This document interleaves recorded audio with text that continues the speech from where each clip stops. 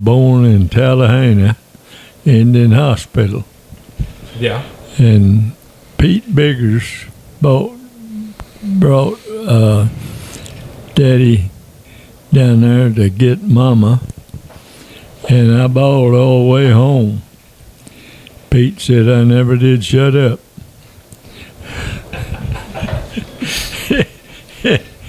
And when I got about, I was probably 4, Daddy bought the place that we lived, and I milked cows when I was about 4 years old, and they would put their foot in my bucket, and they showed me how to hold their foot out of the bucket, and when one would raise her leg up, well, I'd hold it back to keep her from getting her foot in the bucket. And we milked by hand for about 2 or 3 years, and then we got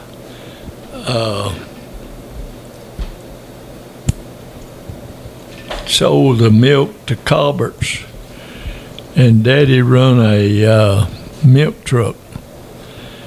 And when I got about 14, I could lift the cans out of the ice box, and we had them over in an ice box that had water in it, and it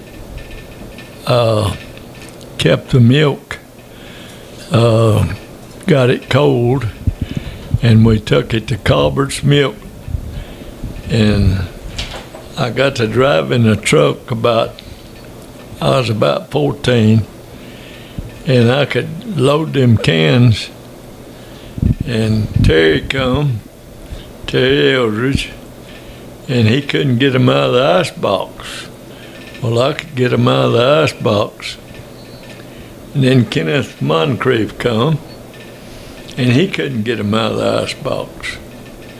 But I could get them out of the ice box and load them in the truck, and we took them to Ardmore. And I was going towards Ardmore. I'd loaded all the milk, and I was up there by Ardmore, and they were stopping all of the cars and trucks. Well, I got up there, and that man, the highway patrol, says, "What do you got on?" I said, "Milk." "Oh," he said, "we oughtn't have stopped you. Go on." So I went on, and when I'd unload them, well, Terry, he'd go with me on weekends sometime, and Kenneth would go with me, and they'd try to help me, and they would a little bit, but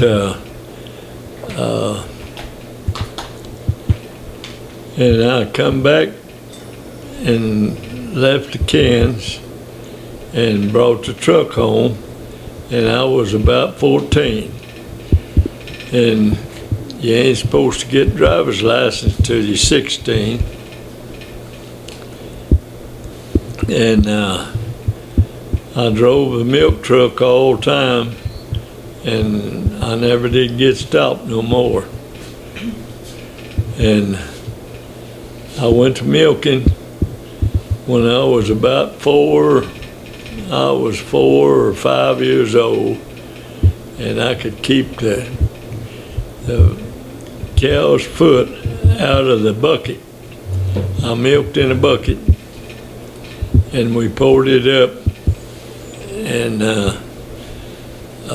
Did you ride a horse, Dad? yes, I did. I had a horse, and I rode him every morning at 4:30 to get the cows. How did you start that? Grandma, you talked to him. How old was you when you I started? was probably Wow. 5 years old. Were you And the I only? didn't get to go to school till I was 7 years old on account of Charlotte's brother, which was Samuel Gallion. He was going and he wasn't learning nothing. I guess he didn't want to learn nothing. And they wouldn't send me down to Bethel Church. Bethel School. It was Bethel School at that time. That they had a school that was named Bethel, Yeah, get down closer. There you go. There you go. and it was named Bethel, and it was down from Man Pratt's. It was about a mile and a half south of Man Pratt's across the creek. And I went to, they called it Ignorant Hill, but the name of it was, what was the name of the church? I mean, the Providence, school. was it? Providence. I went to Providence, and Mother and Dad wouldn't let me go to Providence School because I was 6 years old, and next year they were 7 years old, and I got to go to Medill. And there was a bus run, and I went to school, and I missed 1.5 days in 12 years. Because I would have to stay at the barn and clean out the barn. And I got up at 4:30 in the morning, went and got the cows, come in and got everything ready to go. And Dad and Mama would come to the barn, and I would tend to the calves, which I had we had about 30 calves, and I'd let them nurse. Get a little bit closer to your face. I'd let them nurse I've had 4 on a cow, and we always let them, they would come in the barn, and I'd have them, and I let the same calves suck the same cows every day. And when I come home from school, I'd get off the bus up here where I live now, and would get the cows and let them out and bring them home, and I'd find one I could ride, and I would ride it. I would ride it home because they was real gentle, and I'd find me one I could ride that wouldn't buck, and I'd ride it home, and then I'd put them in the lot, get them ready to go, and before I eat breakfast, I'd tend to the calves, and I'd go to the house, and I'd eat about 3 eggs, some biscuits, homemade biscuits, and 2 or 3 pork chops. And I wrote that all down. That teacher at school wanted everybody to write down what to eat for breakfast. Well, I wrote down what I had for breakfast, and the teacher the next morning, she called me up front, and she said, how did you just get out of bed and eat that much. I said, ma'am, I get out of bed at 4:30 in the morning, get the cows up, tend to the calves, and then I eat breakfast. She said, you eat all of that for one breakfast.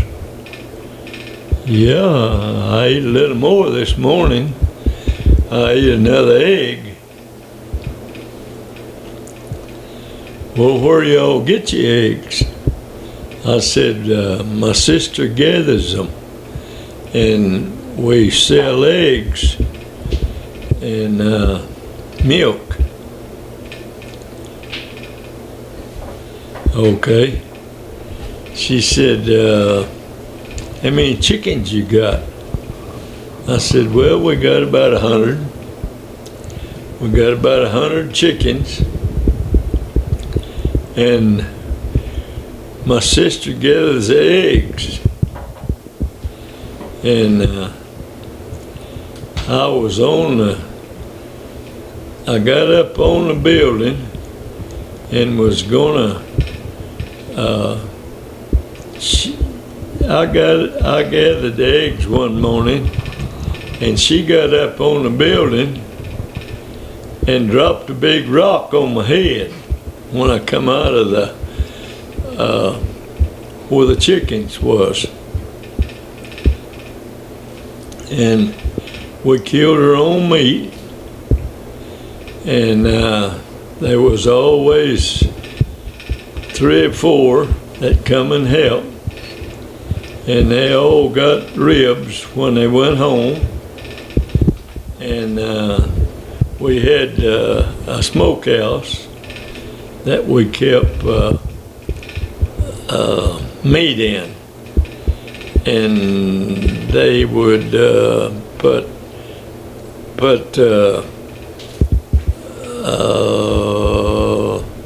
some kind of sugar cured. It was sugar cured, and they would put sugar cured ham and all the meat, and we had a smokehouse that we kept it in. And we got to missing a little bit of meat, and Daddy kept watching, and there were some of the neighbors coming and was getting it. And he put a stop to that, and that's all I know right now. So, yeah, another question I got on that. So, you said that you'd get up at 4:30 and you'd go gather. You had to do all that. And what would you have to do whenever you got home from school? I milked. You milked, okay.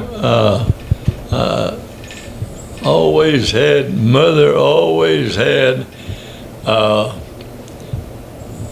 pie, and I'd cut a big piece of pie and eat it going to the barn. And she always had a pie for me to cut, so I could have pie before I got to go to the barn. And we got up, we milked 100 head,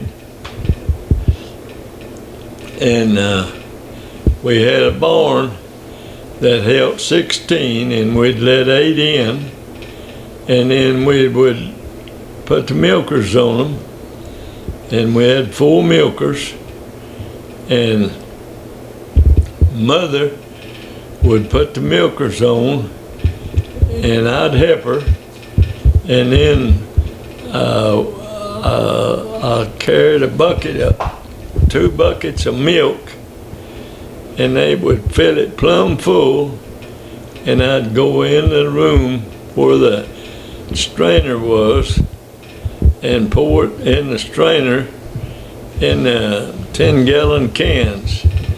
And we had 10-gallon cans in a deep a freezer, which was full of water. and we set the milk over in there. And the boys that would come see me, they would try to get the milk out, and they couldn't get it out. Well, I could get it out of the ice box and load it in a truck, and I took it to Ardmore and to Colbert's Dairy, and I got stopped one day, and but the highway patrol asked me what I had on, and I was just 14, and I said milk, and he said, "Oh, go on, go on." So he never asked me for no driver's license, and I didn't have driver's license anyway. But we went to Colbert's Dairy and unloaded the milk, and we had a certain time that we needed to be there, and we would be there every day that we needed, the time that we needed to be there. And we had a whole load of milk. We went by and got a bunch of different people's milk that they milked, and they had numbers on the cans, and we put their milk, and there was a man inside that tasted every can of milk, and if it had a little bit of flavor to it, weed flavor, well, he wouldn't take it, and they wouldn't pour it in the milk. They would send it back outside, and we'd have to bring it home. And we had hogs that was way away from the house, because if you had hogs, they wouldn't let you sell milk. And there was an inspector come and inspected the barn, and they'd look for hogs, and we had them about a mile from the house, and if we got milk sent back, we took the milk and took it to the hogs and let them have it. Did y'all kill those hogs and smoke them? And we killed them hogs, and they never smoked them. They used, what'd you say? Sugar cured. Sugar cured.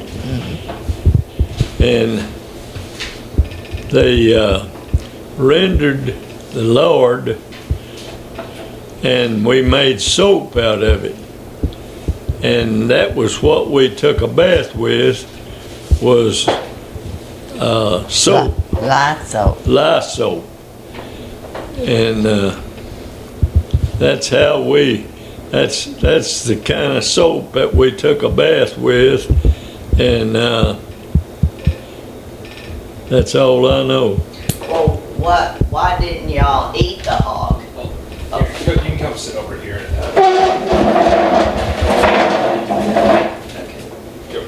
Why didn't you eat the hog? Well, they sugar cured the hams, and they hung them up in a smokehouse, and they smoked them. They put smoke in that smokehouse, and it helped. I don't know how it helped, but we didn't have no meat. Who butchered them for you? You did? We Mother and Dad always had about 3 or 4 people come and help them, and they put them in scalding hot water and scraped them, and then they cut them up they had tables that they put this hog on, and they cut them up, and that was always a good time because we had fresh meat for 3 or 4 days. But after they sugar cured it and put it in a smokehouse, and they run smoke in there, and I guess it cured the ham, or I don't know how it, I don't understand it, because I was just a kid, and always helped, and they would always have 3 or 4 to help, and they done it by hand. Well, did you ever kill any cows and eat the cow's meat? We killed Holstein calves that was weighed about 250 pounds, and had them killed. And every time we needed one, we'd have one killed. And we always had fresh meat.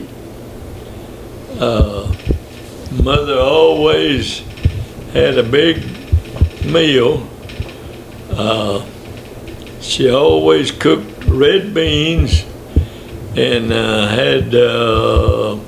we always had meat on the table, hog or calf. Did y'all always have an ice box as long as you can remember? Yeah, we had an ice box, and but Mother had two wash deals, and she had a washer outside, and she washed her clothes in a what kind of washing machine? With one of them? Well, you had to pump it. It had a little foot piece on it, and you'd pump it to get it started. And once you got it started, you could wash your clothes. And then you had to wring them out? You had a wringer that was connected to the washer, and you just poke your clothes in that wringer, and it'd wring all the water out of them. And then she'd hang them on her And clothesline. and she'd hang them on her clothesline. Mm-hmm. And she washed about every 4 to 5 days. And she helped at the barn, milk the cows. And my dad, he would mow for the state on the highway. And he had a job in the summer, all summer long. They would mow on the state highway. And when I got about 14, they wanted me to mow on the highway. And we asked that boy, and he said, well, he's just a kid. Yeah, but he'd been mowing a long time. Well, we'll try him. So what they done was they took me out to the deals that keep you from running off the road, which was Like a guardrail? Guardrails. And the guardrails, they wanted me to mow under them. Well, I mowed all morning long under the guardrails. Dad come back from Ardmore, and the man that was over it, he says, he'd run it better than you, so I'll let him do it. So I got to I got to mow, and when I was about 14 years old, because I could do the whole thing, I could put in new sickles, and they let me mow all summer long, and I mowed all summer, every summer after that. Did you get paid? Did you get paid?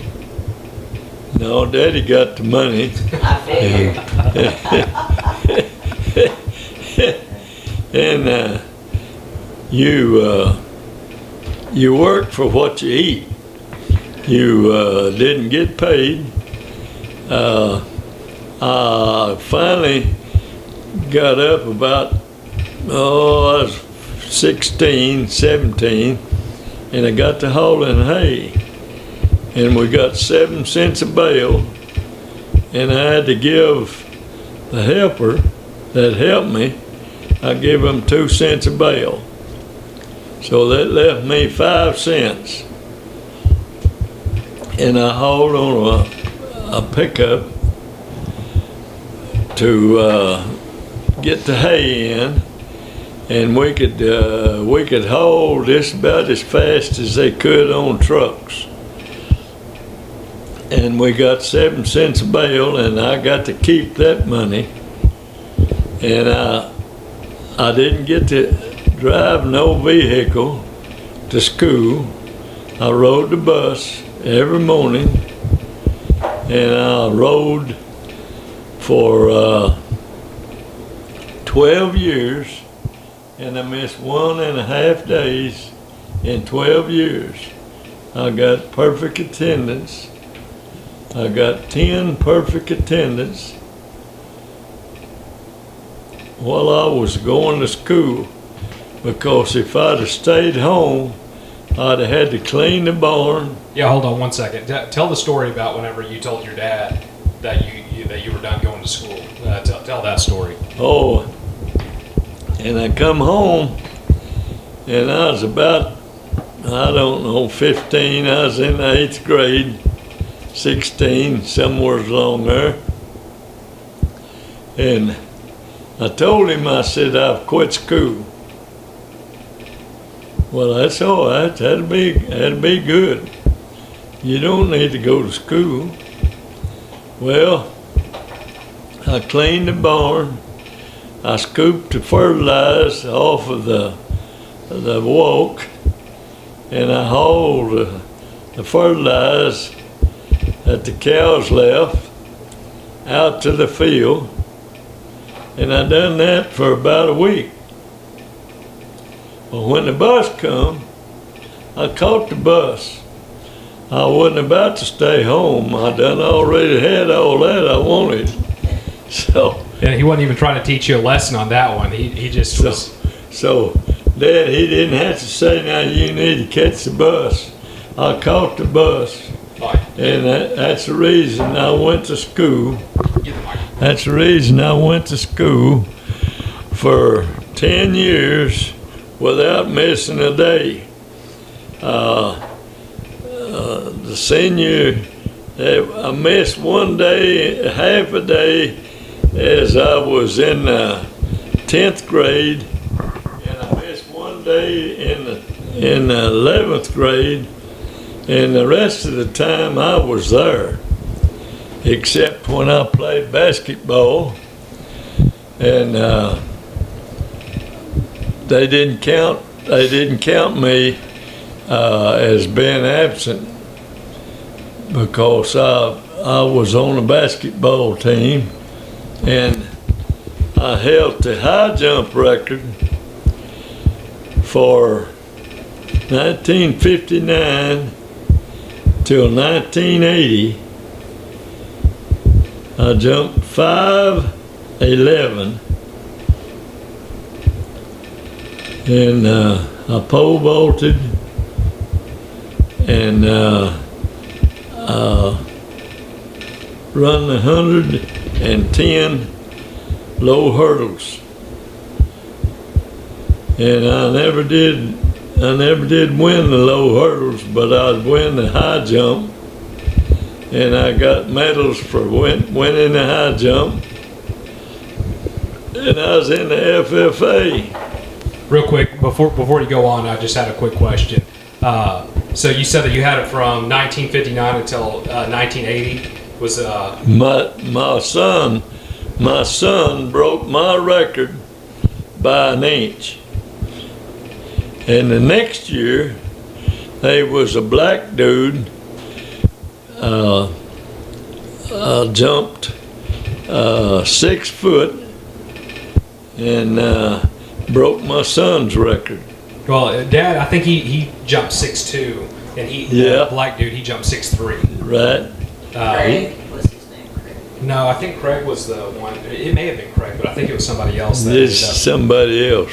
Yeah, Craig was on the. Craig, he was on the Mile relay. The mile relay. Yeah, that was his partner. But so what was the first car that you got? What kind of car was it? It was a '59 Chevrolet Bel Air, which was one of the best that they made. Yeah. And how'd you get the money to? well, I hauled hay, and I worked for Roy Landgraf at the peanut thresher, and they would give me a little more money because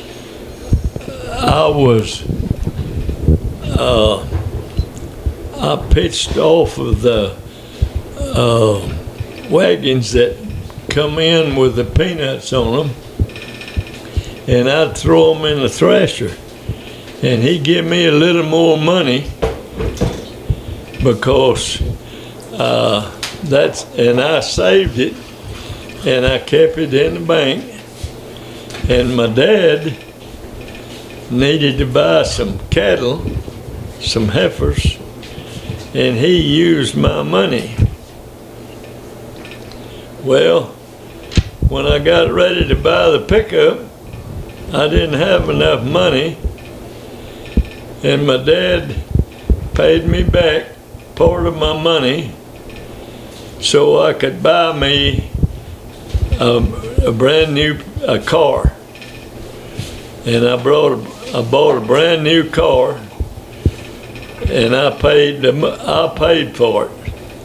Daddy always said that he bought it for me, but he did, but it was with my money.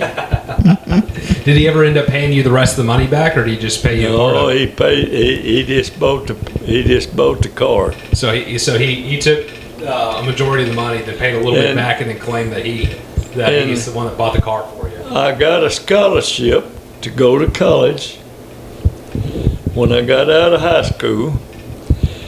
And when I got out of high school, I went on a wheat harvest because I'd done all the milking I'd wanted to do.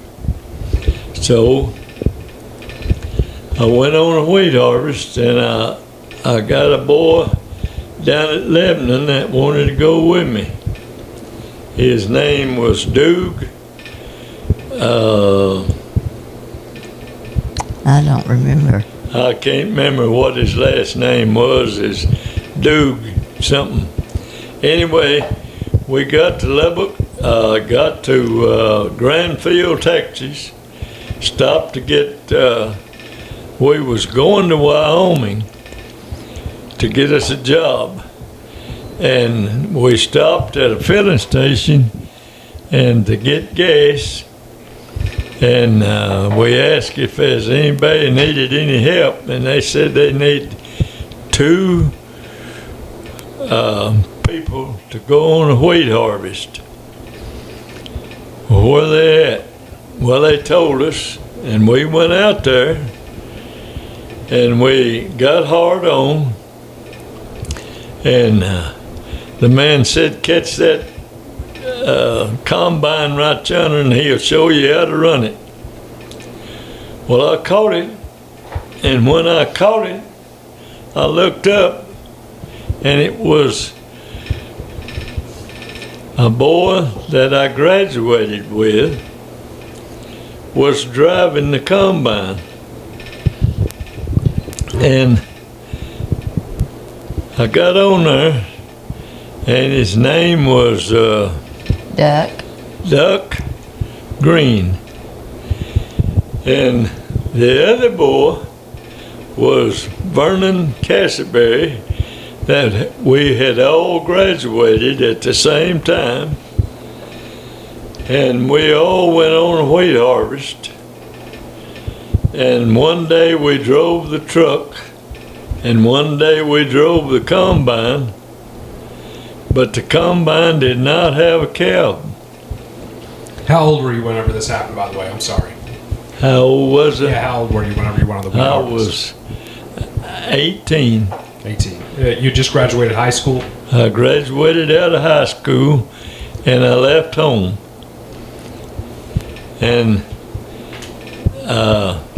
went to the wheat harvest, and I stayed on the wheat harvest and got to Nebraska, and it was raining, and it was about time to go to college, and Mama said I had to go to college, and I had a scholarship to go. So Culbert's Dairy gave me a scholarship to go to Murray. college, to Murray. I went to Murray, and we, if you was in college, you didn't have to go, you couldn't draft you if you was in college.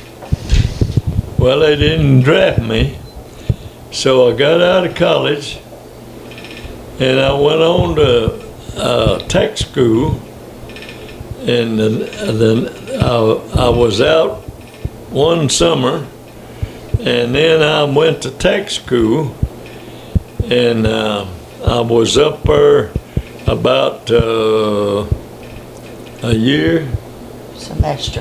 one semester, and I had a girlfriend down here at home, was named Charlotte Holt, and I wanted to get married, so they let me have a week off at Christmas. And I hadn't had no sleep, so I got home and went to see my girlfriend, and we set a date to get married, and we got married. But before I got married, I had Leo Landgraf as my best friend, my best man, and we was outside at the church house, and we went back in there where they was at, and Charlotte was standing, which was the one I was going to marry, was standing inside, but there was a window that had been cleaned, and he went through the door, and I hit the glass. And I was walking wide open, and it knocked a big knot on my head, about knocked me out, and my girlfriend, she went to laughing. Well, it wasn't funny to me, but while we was getting married, she'd get to thinking about it, and she'd get to giggling. And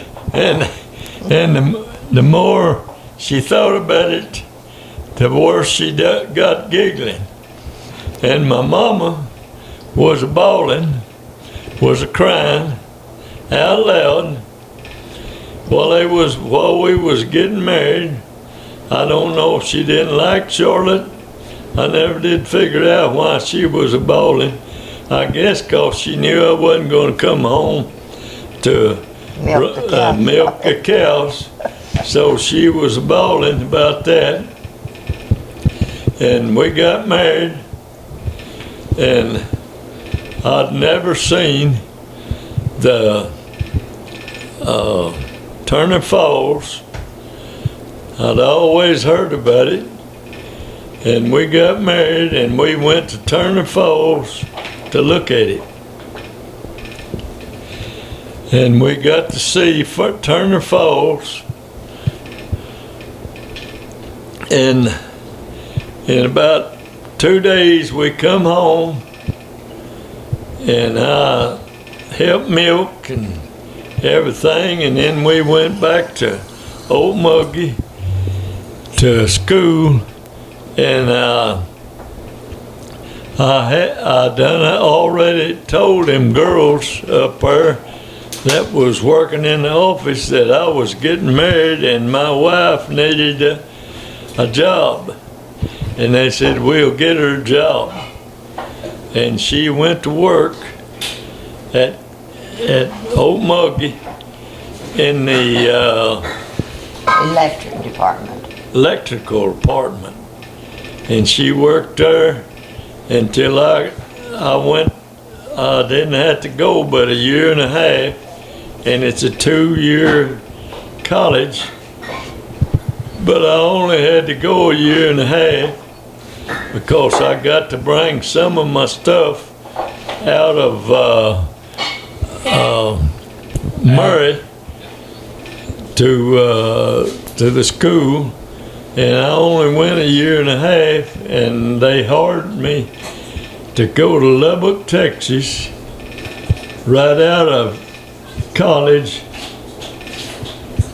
and we come home and stayed a few days, and I had to go up a mile to get my wife, Charlotte, and she only lived a mile from me, and one of my best buddies, he was going to go with her, and I said, nah, I'll go up there and get her. And I went and got her, and she was the one I wanted, so we got married. How did you guys went to school together, right? You guys both went to Medill? Yeah, but I didn't know her. We rode different buses. And he was a grade behind me. And I was a grade behind her, and I wasn't in her class. I was the same age. In fact, her birthday is 15 days before mine. So, how did you guys actually get to start dating and everything? Like, what was that? Whenever you were out of high school, whenever y'all started dating, or so he was out of high school as well? Mm-hmm. Yeah. Yeah. We actually went to a youth rally, and that's the first time I guess I've really ever talked to him. And he sat by me on the bus, and we then wasn't very long, he asked me out, and we went to a program over at Mansville. They were having a program, and it was kind of a play, and that was our first date, was there at that program. And so this was right after he got out of high school? Uh-huh. Yeah.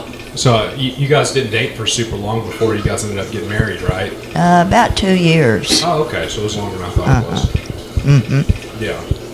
So whenever he was on Harvest, is that whenever you were talking about how you would write him letters? Yeah, and he never would answer. Mm-hmm. And I asked him when he came home, I said, why didn't you answer my letters? Mm-hmm. And he said, I couldn't spell. And I thought, he is just telling a big story. I know good and well he can spell, but he really couldn't. He has a handicap, and he can't spell. He doesn't hear sounds. I still can't. You can read just fine, but just you have trouble spelling. Right, he can, yeah, he can. I could read, and I could memorize, and I'd memorize all of the words that I was supposed to have a test, and I'd memorize them, and when they wanted me to do the spelling, well, I had them memorized, and I memorized them, and I didn't make real good grades.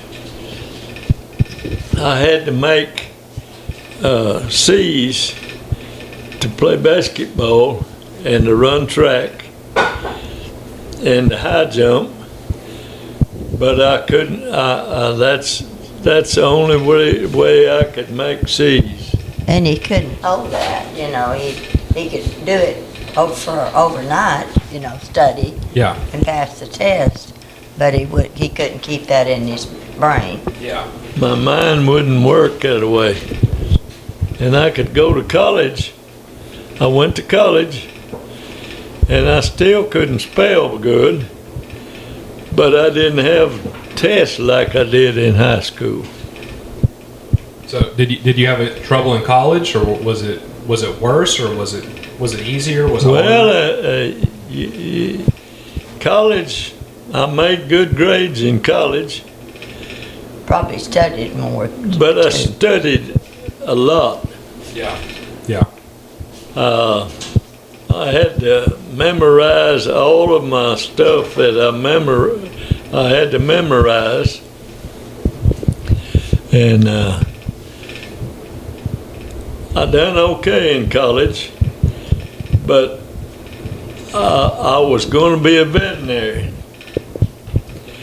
Well, the farm, the man that was over the farming stuff, he fell a liking to me because he didn't know much about dairy, and I knew about dairying, and he'd take me with him to see about the dairies. And I'd tell him which cows was good and which one wasn't, and all of that. And he took me to Stillwater, and I got to see the ones that's in veterinary, and they said that they was 80 started. That's all it'd take, and there was only about 30 of them left. There was about 50 of them that failed out. And I said, "You got to be that smart?" "Yep, you got to be. You got to go 6 years to be a veterinarian." Golly. So I gave that up and went to tech school. So, whenever it came to, you were saying that they tried to draft you, but you were in college. So, yeah, there was 3 different times, if I remember right, that they tried to draft you. They tried to. They was drafting the ones that wasn't in college. If they didn't go to college, they got drafted. And all I had to go and tell them that I was in college, and then they went to taking college boys, but I went on and went to tech school, and I was still in school, and they didn't take me. And then I got married, and they didn't take married boys. So, as I got married, well, they didn't draft me, and I never got drafted. And they tried to draft you again whenever my dad was born as well, right? They were about to try to draft you, but you had just had my dad, right? Well, yeah, and then they wouldn't draft you if you had a kid. Well, I'd had a kid, and I just barely was ahead of it all the way. That's when they was in Vietnam, and So many boys lost their lives. so many boys lost their lives. So was that intentional, like on the stuff, like whenever you're going to school and then getting married and then having the kid, or did it just kind of turn out that way? It just turned out that way. God's grace. Yeah, yeah, It just happened that way. yeah. If it was intentional, I'd be I would be doing that if I knew I could avoid. Well, I didn't know. I mean, Yeah. they was taking the ones that the ones that got married. They didn't take them. Well, after you had a kid, they didn't take you. So I didn't have to go. Yeah. So on one of the questions I have on here before we get too far in is I guess it's either baseball or basketball practice. So because after school was whenever they had the practice, and then you had to get home. So my dad, he told me to ask you how you got home from practice. They was one of their Bill Butler was their neighbor, and I would get out of practice and run to the highway, run to the down to Lily Boulevard, and he'd come by and he'd get me and bring me home. Well, after a basketball game, I tried to come home 2 or 3 times, and it was cold and this unbelievable cold, and I got nearly, I just nearly froze to death about So you were 2 walking. times. You were walking, right? Yeah, I was walking home, and I finally got a ride, and I got a ride up to out here to the road, and then I had to walk from there home, and I'd run till I'd just give plumb out to get home after basketball. And then I had my grandpa and grandma lived at Oakland, and they let me go out there to their home when I got home after basketball practice. And this is Granny Gallion. Is that who? Which Granny one? Goodwin's Raleigh's mom and daddy. Okay. Yeah, I hadn't heard a lot about that. I'd heard about Granny Gallion, but Grandpa Goodwin They lived lived in there, Oakland, Oakland. and which was, he had a wife, and they lived in Oakland,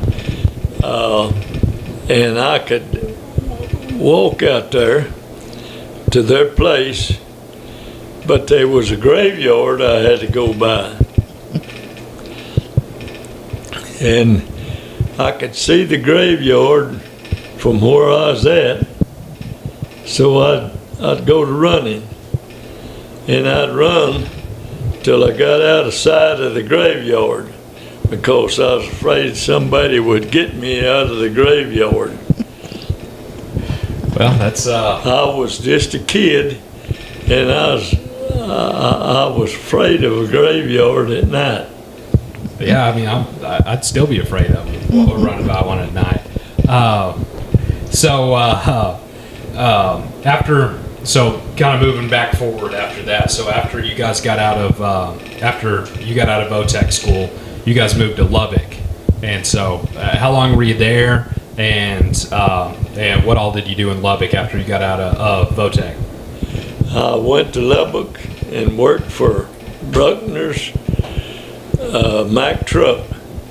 They hired me right out of school, and I went out there, and Charlotte had Brent at Lubbock, and I worked about a year out there, and while I was out there, Leo Landgraf needed a job, and I got him a job working at Bruckner's, and he lived there in a trailer house. He bought a trailer house and brought it out there, and they lived in a trailer house. And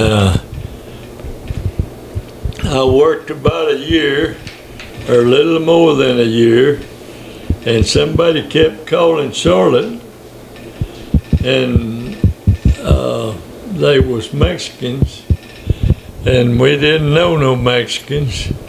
So what I done is I called Eddie, and he brought a truck, and I called him one evening, and the next morning he was sitting there at the house. At the house where I was at to get me. He said, "I'm ready for you to come home." So, the Mexicans, I hadn't heard about this. What, were they threatening you or something, or what? He just said that he had been watching me. Huh, I'd never even heard about this before. Well, we didn't tell anybody.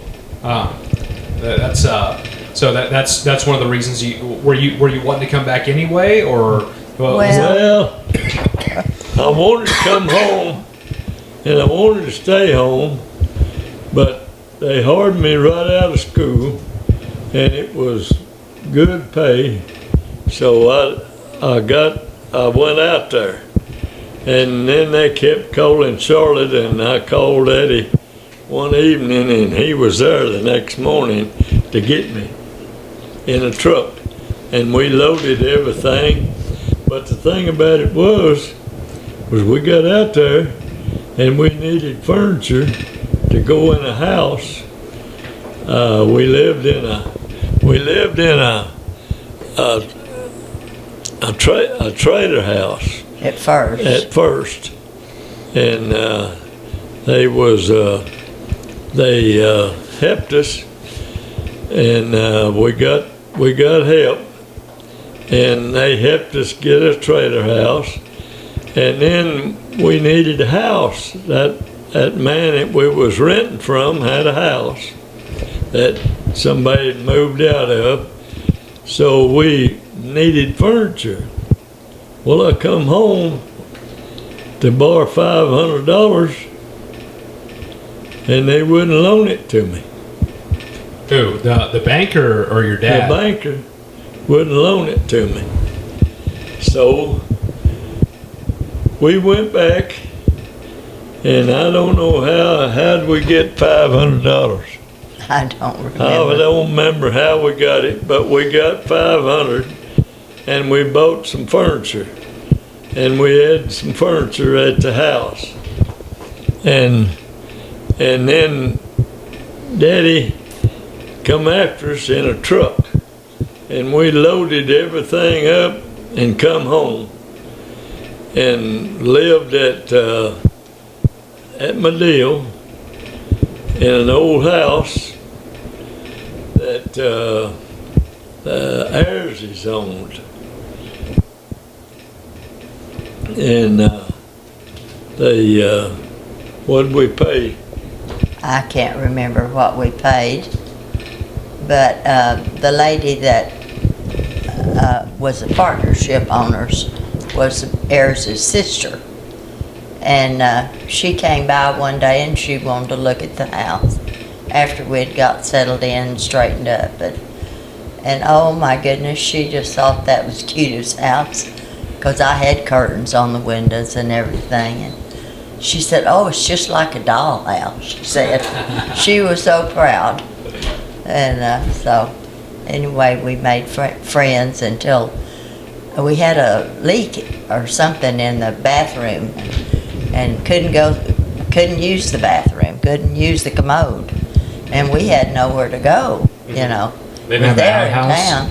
Huh? They didn't have an outhouse out there? So what'd you have to do? Well, I called the office, and her daddy was in the office, and I told him, I said, "I've got a leak. We can't use the commode, and we have to have somewhere to go." And he said, "I'll be right out there." He knew my grandpa Hallmark, and they were church members together at one time. And so he got there, and now she didn't much like that his daughter, because I talked to him. And she would have put me off probably, but he didn't. Yeah. And so she said, don't ever go to my dad. If you got something wrong, you come to me. So Yeah. anyway, I thought, well, now if I need something done, I've got to go to the one that'll fix it. Yeah. When did y'all move to? Down here, I guess when we left Medill, we didn't buy, we rented Melvin's house. And we did a lot of work on that house. We papered the inside of it and put new linoleums in the floor. But we didn't have a bathroom. We had an outhouse. And so Sam, he would go to his mom and dad's and shower, and I'd just take a sponge bath. I just stayed home and took sponge baths. And but we made it fine. How long did y'all live there? How long did y'all live there? Several months, because I was pregnant with you at the time we moved down there. And you were born while we were down there. So when we moved up here, you were 4 months old. And and that's when we started going out to Oakview, right after we moved here, and you were 4 months old when we started the church. And Brent, Church, and there was what, 4 people? there wasn't very many, about that many Me and you women. and Brent, and who else? Uh, Betty Nees, Betty Albertson. it seemed like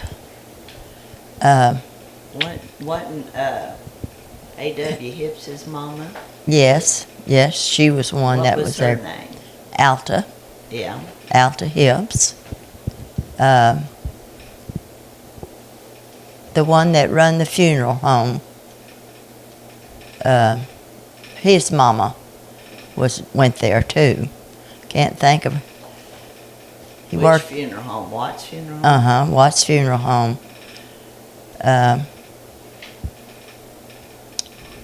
I can't remember. I just remember there were like 3 ladies Uh-huh. and us. Uh-huh. Now what a church. But they would call college boys that were going to school to be a preacher, and they would come on weekends and then just drive back to school. Oh. That's how we got the preacher until the First Baptist Church took us in as a mission. Well, how long did we live in that house? Over here, Yes, the white one. That Grandpa, I guess Grandma and Grandpa owned it. No, Oh, did y'all buy it? we bought the house, Okay, and it's 40 acres. okay. And when we built this house, we borrowed the money for 20 years. But the interest wasn't very much, because we bought it from FHA.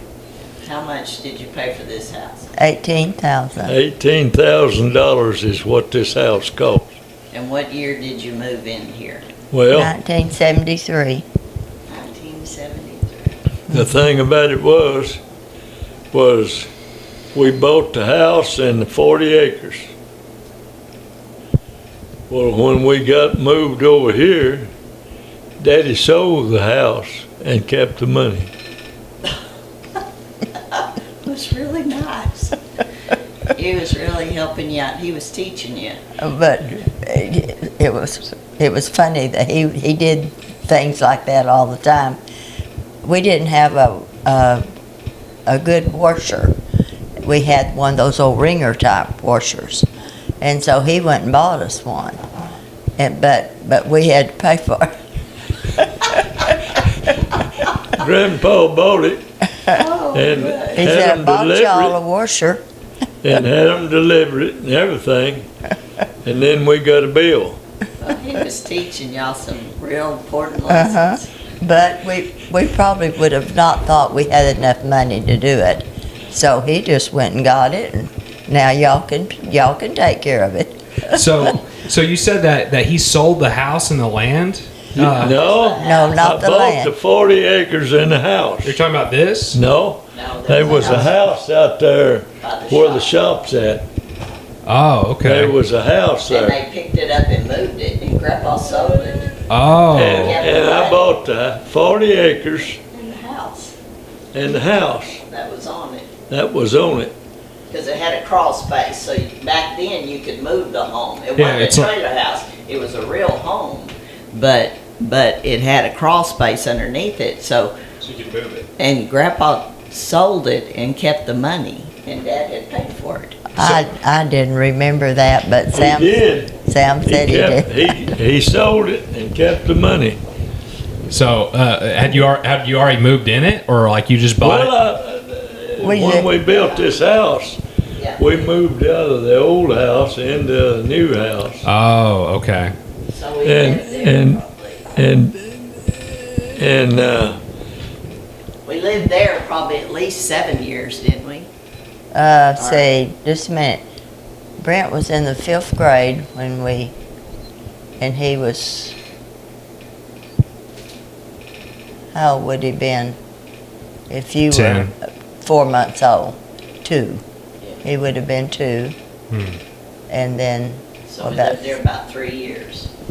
And it was a 3-bedroom house. Well, a 2-bedroom with, it's just a 2-bedroom. yeah, wasn't it's it? 2 And bedrooms. it had in the back, it had like Kind a of. utility room, kinda, Uh-huh. where the deep freeze was at. And we had 1 bathroom Mm-hmm. and no air conditioner until Jackie Bean brought us one and brought it out there and put it in the window.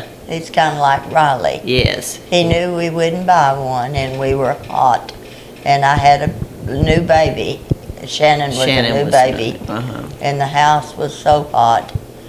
And he came one day and he said, "Charlotte, I've got you an air conditioner."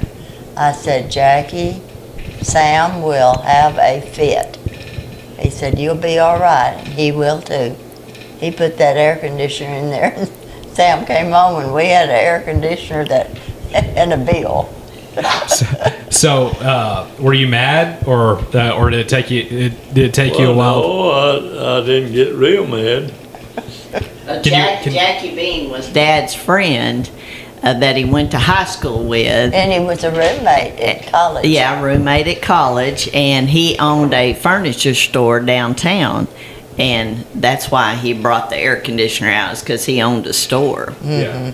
So do you remember, was Grandpa mad whenever he found out, or? Oh, I don't think he was. I think he was proud he had air conditioner. Yeah, he got inside. He may have been mad for a second, but then he Yeah. sat down for a second. And was Yeah. like, this isn't too Yeah. bad. Now, Jackie Bean, now he was a character. Now he was, of course, I roomed with him at college, and when I roomed with him, my bed was by the window, and he had a rope tied out there, and he had a one with no top, A convertible car. convertible. A convertible car. He had a vertible car, and he'd drive up and get a hold of that rope and come in the window. And my bed was under the window.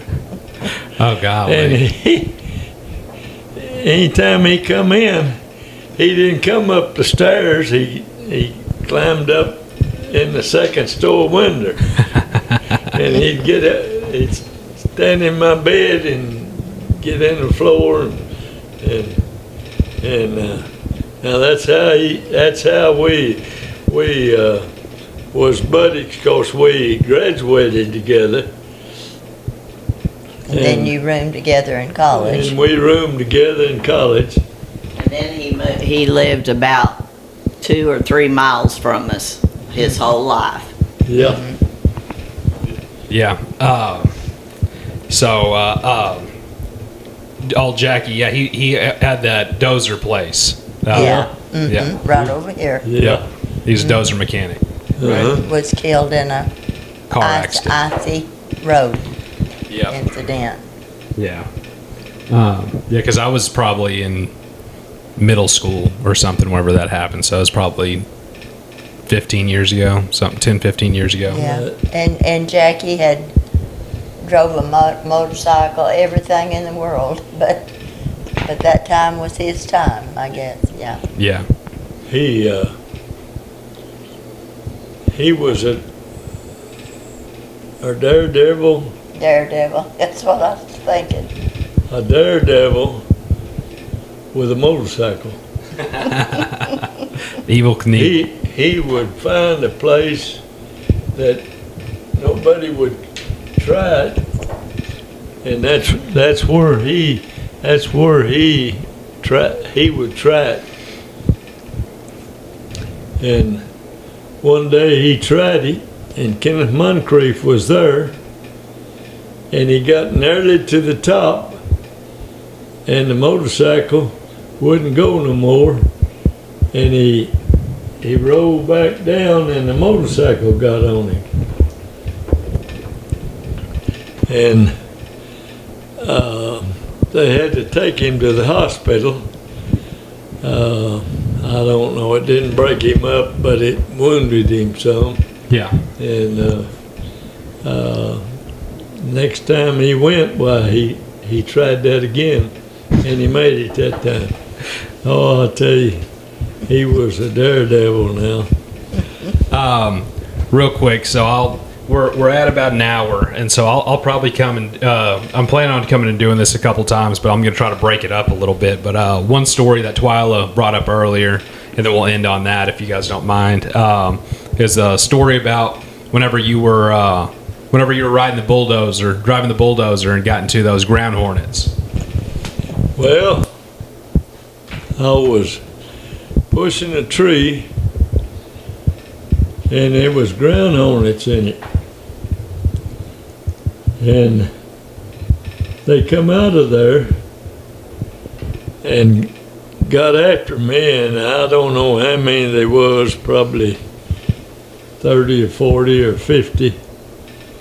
And I went to backing up, and they went to stinging me. And I backed way out there. I mean, they don't give up. Them ground hornets don't. And they stung me a whole bunch of times. And I finally just killed it and jumped off and run off from them. And I had another round with ground hornets one time. And I stood real still and didn't move, and Ellen and Nada was fixing the fence right there, and when they come out of the ground, they went to running, and they went to following them. Well, they run for a long time, and they still followed them, and I was standing right there, and I never did move, and they didn't bother me. Well, the story that you were telling me about the first time whenever you got into them, if I remember right, With you said Guy that, Jr. yeah, with Guy Jr., you were saying that you guys got into it, or you did, and then you were saying that there was a couple other guys that were working, and you ran a long way at them, and they were telling you, say, go back. Well, me and Guy Jr. was pushing timber for the seismograph and making trails for the trucks. Well, he got off of the bulldozer and come over where I was, and when he got there, they was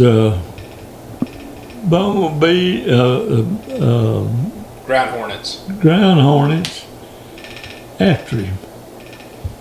Well, he went to running, and they're stinging him on it. He had on thin breeches, and they was stinging him on them, so he stopped, and he pulled them down. And when he pulled them down, they just jumped him all over, and he jerked him up, and when he jerked him up, he jerked all them bees in there with him. And he went to running.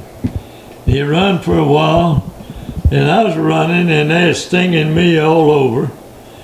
And I run by, there was two guys up on the hill from me, and I was running by them, and I was running wide open, and they was hollering, "Get back, get back, get back." Well, I run by them, and they got after them. Well, they got after them, and then God Jr., he'd stop every little bit and jerk his britches down.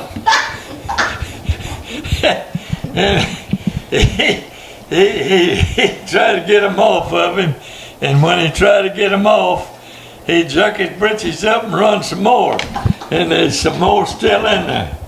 Well, I tell you, we run for a half a mile, and finally he got them all off. And then we went back down there a little piece, and he said, "Go kill the dozers." I said, "They ain't my dozer, I quit." He says, "You can't quit." I did, I done quit. I've quit. Well, let's do something else. Okay, what are you gonna do? Well, he said, I got a tow sack, and we'll put some diesel on it, and we'll set it afire and see if they won't come to that blaze.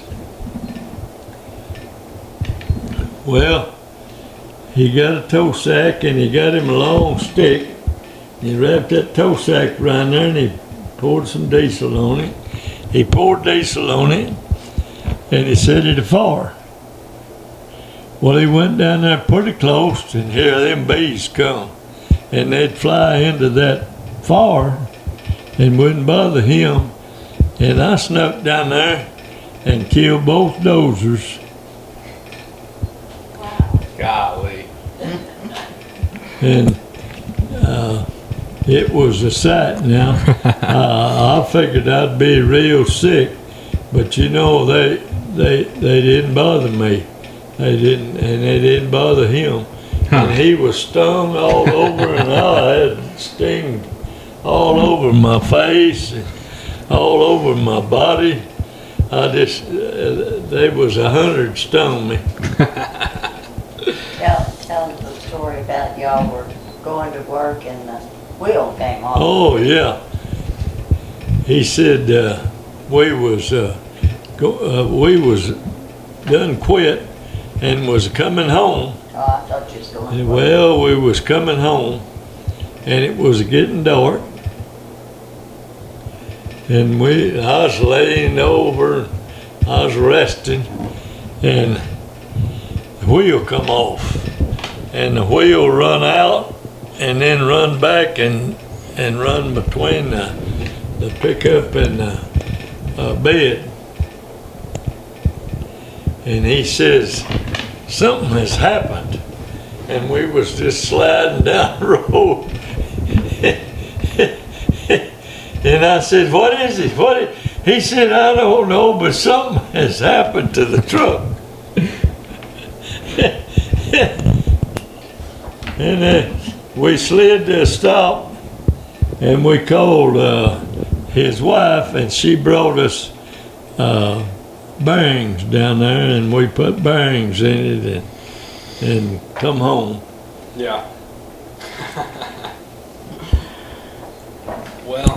Well, I guess that's all the questions I got for right now, but I think I'm going to try to come maybe later on this week or next week or anything, but I sure do appreciate it, and yeah, those are some good stories. I appreciate you guys letting me do it. We're proud you came out. Oh yeah, we're proud you come. All right, well, love you guys. Love you.